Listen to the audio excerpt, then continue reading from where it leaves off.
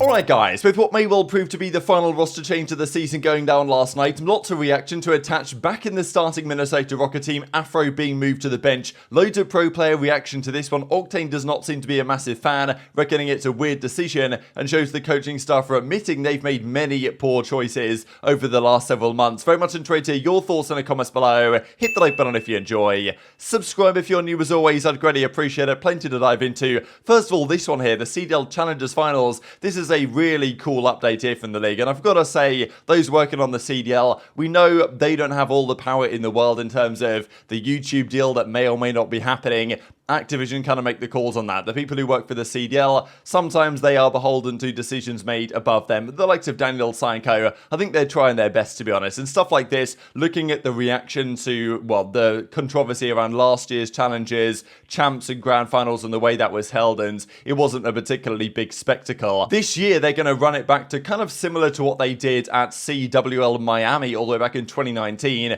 when they had the finals of the amateur circuit on stage at a big event during the season. Okay, it wasn't quite a champs like this is, but yes, the Challengers Finals will take place on Sunday, June the 18th at 9:30 a.m. Pacific time, shortly before, pretty early in the morning right there, local time. Still, it's a long way behind the East Coast and, of course, in Europe elsewhere. So that's going to take place before the actual main Call of Duty League Grand Finals for the World Championship. So we know that usually on Sunday there's just that Champs Grand Finals game, but actually there's Challengers Finals before that. This is really cool stuff to see. It's a best of 7 taking place, and it's on main stage before the CDL finals, and will be broadcast live on the proper Twitch and YouTube channel. So really cool stuff. Happy that they're doing this, and yeah, it's been officially confirmed. Of course, we'll see who actually makes the Challengers World Championship. That's to be confirmed as follows. This has not changed over the last few weeks. The top 2 teams that come up at the Toronto Open, the top 4 teams in LA Pro Points, and then Europe and LATAM, and etc., and then the last chance qualifiers as well that will go on shortly before that comes into effect. I believe the prize pool has still been marginally reduced, maybe quite significantly reduced actually compared to last year, but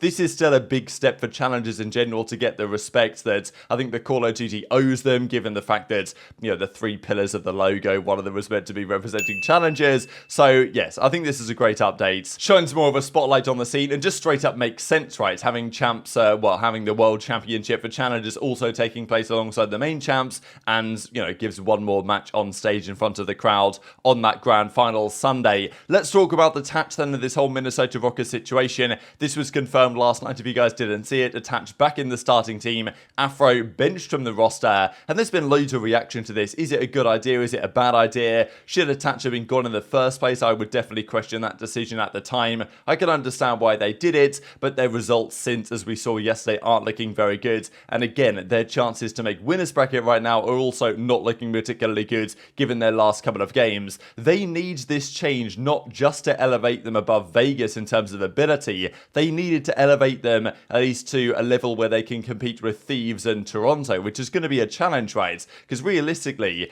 they've got to try and win one of their last 2 series here they play. If they don't, they will be starting and losers at the major. And yes, they should play a team below them in the standings there, maybe a London, maybe it could even be Thieves in a weird world, but that's unlikely to be the case. A Guerrillas, maybe something like that. So they should be able to at least, you know, beat those teams, get some more points on the board. But Vegas are coming for that World Championship spot, and they can't afford to not let that happen. So as Attach says, feels good to be back. Champs push starts now. Let's get to work. I think when Attach was initially benched, he did mention on stream that there's a chance he comes back into the lineup. It was not guaranteed he was out forever. He says if they struggle a bit, he'll probably be back in, and they might make some additional changes. They've decided to do that now. This is their last chance, right, to make a decent change. However, the reaction to it has been interesting. I think that everyone is pretty happy that Attach is back. I think everyone likes Attach. Great player in his history. Has been good over the last couple of seasons as well. Was surprising, I think, when he got benched initially. And most pros are very happy to see Attach back in the league. The decision they've made, though, to bench Afro is definitely the controversial piece of this, I would say, given what it means for the rest of the roster. And this is what it now looks like if you guys aren't familiar. So Attach is back in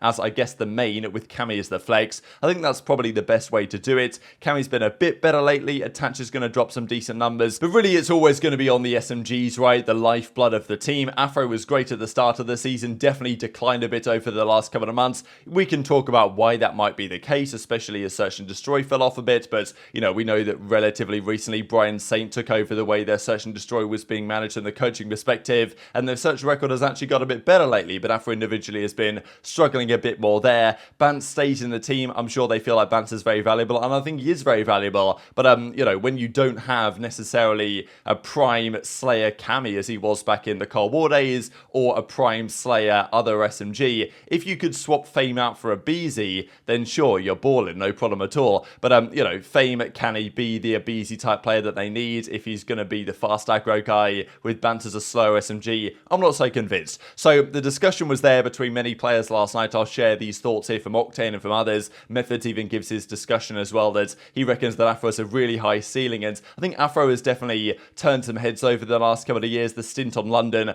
I thought that him getting out of the London camp and going to join Minnesota would be good for him, and I think it was at the start of the year, but it hasn't really worked out lately. But a lot of pros recognise the talent and the ceiling that he does possess, and Octane probably had the most damning view of these changes. Wait, Afro got benched? Wait, what? Wait, what? Hold on a second. I gotta check Twitter. Tatch has replaced Afro on the starting roster. Wow. That's crazy. I did not expect that. Man, they must really love Bance. Well, I mean, Bance is a good player, but I just thought, like, going into the season that Afro was going to be their, like, superstar. It was going to be, like, the Cammy and Afro show, almost. That's just crazy. I wonder what happened. Rokkr roster update. Ahead of the final weekend of Major 5 qualifiers, Tatch will be returning the starting lineup, and Afro will be moved to the bench. What the f***? Vegas Legion looking at the Rokkr camp right now, laughing. I don't know. I feel like they'll definitely be still good. It's just, that's just crazy to think about, like, at the beginning of the year, like the roster they made, and then now, like, where it is now. It's like, also, Attach being back from the bench. It's a little weird to see Fame go back to a sub, kind of invalidating their entire roster for the last, like, 2 months. Yeah, it's kind of weird. Just brought Fame in to run a role that wasn't his, and then put the guy's role back in that you replaced him with, and then put him on the role that he was originally supposed to be on, kind of, again, invalidating their last, like, 2 months of existence. So definitely a questionable decision on their part for sure. But hey, hopefully it works out for them. Not against us, though. I hope they lose against us. I'm happy to see Attach back. I didn't like the change to begin with. I mean, I don't think taking Attach out of the roster was the right call. Granted, I did want to see Fame get a shot. It's just tough based on the roles and the decisions they made. They thought maybe Attach was playing too slow and Fame would speed things up. I don't know what was actually going on, but now you take out Afro. So you have a Fame and Bance SMG duo as compared to a Bance Afro SMG duo, which is like, is Fame an SMG type slayer? Like, does he have the slaying ability that a player like Afro has? Because I do believe Afro at his ceiling is one of the best SMG players in the game.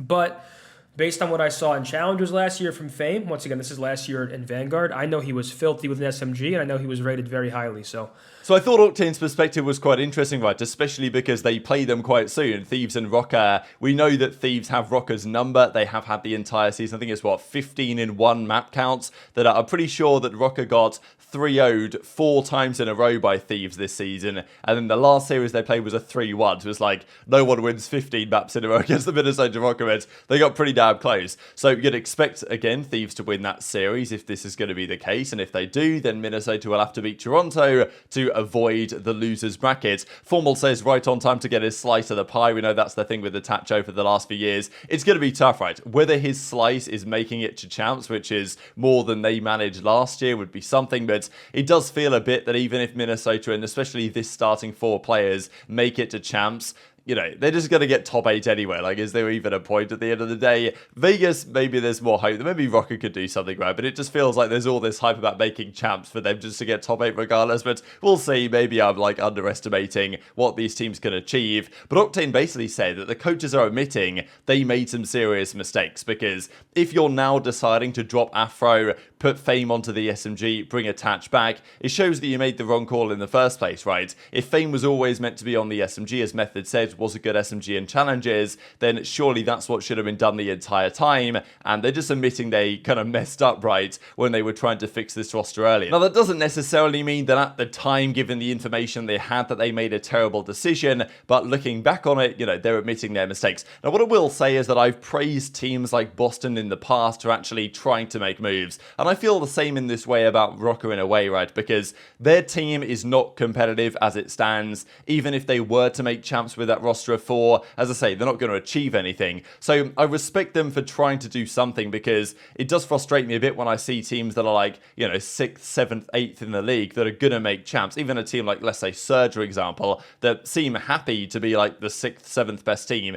maybe with some upset chance, maybe with the potential to make a run. But, you know, they're resting on their laurels in some way, seeming satisfied to just take home maybe a 4th place at best, rather than try and go for the big one. So I like what Boston have done in a sense, even though it hasn't worked, a lot of their changes. Like, at least they've tried some things to try and get better than where they were, and it may have backfired, but they're still going to be at champs. They're still a reasonably competitive team, Boston. And Rokkr, you know, I guess you've got to be happy that they're at least trying to improve, but, you know, the manner of their improvement and the fact that they find themselves in this spot, arguably because they made bad decisions a month or so ago and Attach was benched, has now left them in a position where they're kind of like, this is their last and final call to try and make champs, and Attach is the man they're resting on to make that happen. His record at champs is very good. He wasn't at champs last year, of course, because they didn't make it either, but since then, at Advanced Warfare, first place, he won in his first year, still the youngest ever world champion at 18 years and like 2 months of age or something. Black Ops 3, he was top 8, got 3rd in World War II as well on FaZe, a FaZe team that will probably feel like they could well have won that event, to be honest. Cold War was 4th on the Minnesota Rokkr, and only player to place top 8 at every champs attended, alongside JCat, minimum 5 appearances, which is quite something, to be honest. And as it stands, it is rather likely that only one of these two, Attach or Clayster, will be making the World Championship. Lots of great storylines between these two in their history, but it will all come down, of course, to the results come Major 5. Before we finish, I did want to mention also from the Afro perspective, just because these are his numbers for the entire season. Pretty good at the start, fell off a little bit towards the middle of the year. I will say, though, Afro reminds me and many pro players, I think it's quite cool in a way that we have the Huke story of the last couple of years, because there's some players that find themselves in either a bad mental or a bad team situation that in the past we might have thought, oh, they're washed now, they're done for. And okay, for some players that might be the case. Eventually players fall off and they have their prime and they fall out of their prime. I don't think that's the case here with Afro, and it's the same story for Huke, right? These were Huke's numbers over last season, and if you look at these numbers, are they that dissimilar to what we see here with Afro? Not particularly, right? I mean, it's pretty similar across the board, in fairness, across the game modes. He was actually 72 rated. It's based on the numbers, so don't read into the rating too much, but, you know, the performances, the KDs from Huke last year were pretty similar to what we see from Afro this year, and since he's joined OpTic, he's now, you know, been on the borderline of a top 5 player since he's been on that roster. So it just shows that a player in the right team environment really can thrive way more than others have. Comparing Huke of the last couple of years to what he's doing today is a completely different story, and hopefully it will kind of show some optimism that other teams, if they give Afro a chance next season, could well find themselves with, you know, a Huke type player if they can get him to his highest potential. So yeah, I don't think Afro is going to be playing for Rokkr next season. I doubt it. So I imagine another team will have a look for his services. And just to look at Minnesota's chances compared to the other teams making the winners brackets, Doug Leap has them as a slightly negative chance, as in 48% to qualify for winners, 52% not to. London are like for sure gone. Vegas, 70% chance they do. If they lose to Surge, of course, it's tough, but being 2-2 as they are, they're in a decent spot to try and make it here, Vegas. So it's not guaranteed, but a 70%-ish chance that Vegas make winners is pretty big for them. Florida, it's very likely, apparently. Boston almost guaranteed. OpTic guaranteed. Toronto guaranteed. New York basically guaranteed. Surge, a 60% chance for losers. Depends massively on that series between Vegas and Surge, of course, that comes down right at the end of the weekends. But Thieves, a 50% chance. They have to win their final 2 series to make it, and they have roughly a 50% chance to do that. And Minnesota Rokkr, despite being 1-2, less of a chance than Thieves based on the, you know, power rankings and ELO ratings of these rosters. So a lot to prove for these organizations over the coming days. Very much intrigued to hear your thoughts in the comment section below. Hit the like button if you enjoyed. Subscribe if you're new. Take care, and I'll see you next time.